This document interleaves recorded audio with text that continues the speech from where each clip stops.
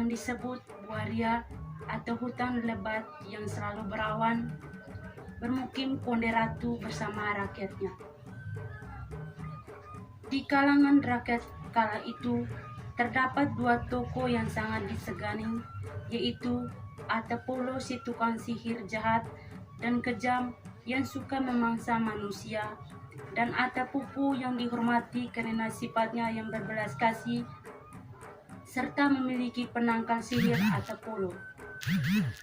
Walaupun memiliki kekuatan gaib yang tinggi dan disegani masyarakat, keduanya berteman baik serta tunduk dan hormat kepada Konde Ratu.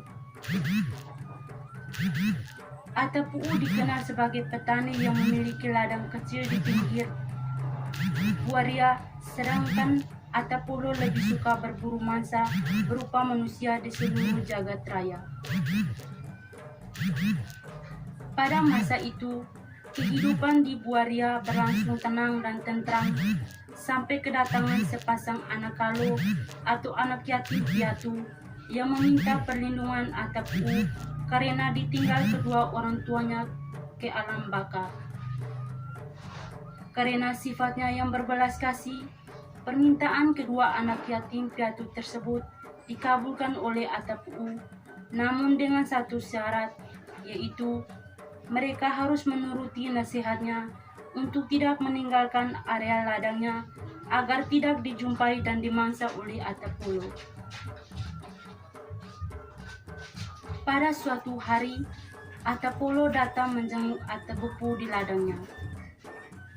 Setibanya di ladang Atapolo mencium bau menusuk atau bau mangsa dalam pondok Atapupu. Segera meleleh air liur Atapolo yang kemudian hendak mencari mangsanya di dalam pondok tersebut. Niat jahat Atapolo tersebut diketahui oleh Atapupu yang segera menahan langkah Atapolo sambil menyarankan kepadanya untuk datang kembali setelah anak-anak tersebut sudah dewasa, karena saat ini mereka masih anak-anak. Lagi pula dagingnya tentu tidak sedap untuk disantap. Saran ini diterima oleh Atapolo yang kemudian pergi meninggalkan Atapupu yang sedang kebingungan memikirkan cara terbaik menyelamatkan dua anak manusia tadi. Ancaman Atapolo tadi begitu menakutkan bagi kedua anak manusia tersebut sehingga ketika mereka mulai beranjak remaja atau menjadi kuofai atau gadis muda dan muda-mudi atau pemuda, mereka memohon izin pada Atapupu untuk mencari tempat persembunyian di gua-gua yang ada di luar ladang Atapupu.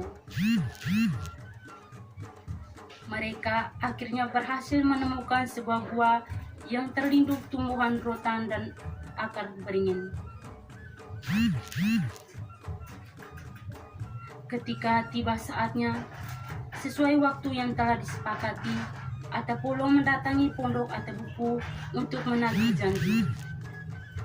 Namun, karena ketika tiba di pondok Atapupu, dilihatnya kedua anak tersebut tidak berada di tempat, maka Atapolo pun marah dan menyerang Atapupu dengan ganasnya.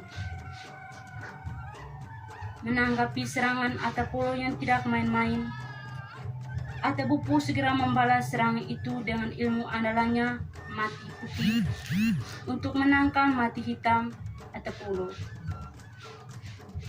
Pada awalnya perkelahian keduanya berjalan seimbang karena keduanya memiliki ilmu yang tinggi dan singkat. Namun, lama-kelamaan tenaga Atapupu yang sudah tua kian melemah, sementara gempuran semburan api Atapolo semakin gencar dan menjadi-jadi.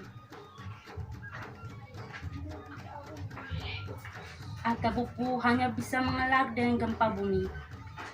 Akibatnya timbul gempa bumi dan kebakaran besar hingga kaki gunung Kelimutu. Ketika merasa tak mampu lagi menandingi kekuatan Atapolo, Atapupu memutuskan untuk raib ke perut bumi. Akibatnya Atapolo menjadi semakin murka dan menggila. Ketika mencium bau dua remaja yang tengah bersembunyi di dalam gua, Atapolo pun bertambah beringas. Namun, takdir akhirnya menentukan bahwa Atapolo harus tewas di telan bumi karena sepak terjangnya yang berkelewatan. Kedua remaja yang tengah bersembunyi juga turut menjadi korban. Gua tempat persembunyian Ko'ofai dan Nuwamuri runtuh akibat gempa dan menguburkan keduanya hidup-hidup. Beberapa saat setelah kejadian itu, di tempat Atabupu raib ke perut bumi, timbul danau berwarna biru. Di tempat Atapolo tewas di telan bumi, terbentuk danau yang berwarna air merah darah yang selalu bergolak. Sedangkan di tempat persembunyian Ko'ofai dan Nuwamuri terbentuk sebuah danau dengan warna air hijau tenang.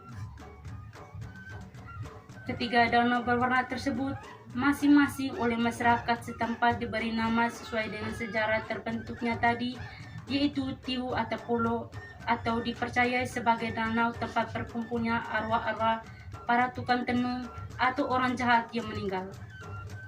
Tiu Nuwamuri Ko'ofai atau dipercayai sebagai danau tempat perkumpulan arwah muda yang meninggal.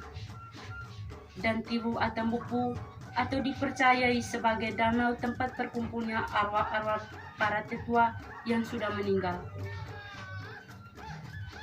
Hingga kini, penduduk sekitar Gunung Kelimutu percaya bahwa mereka dapat melakukan kontak dengan arwah orang tua atau leluhur mereka dengan memanggil nama orang tua atau leluhurnya sebanyak 3 kali di depan Tiu Atabupu. Menurut kepercayaan, setelah memanggil dilakukan, biasanya arwah orang tuanya atau leluhur akan datang memberikan petunjuk melalui mimpi.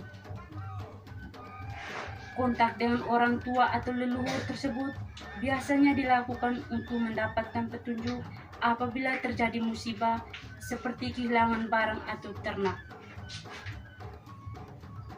Demikian sekilas kisah sejarah terbentuknya Danau Kelimutu yang diwariskan secara turun-temurun dari segi generasi ke generasi lainnya. Sekian dan terima kasih.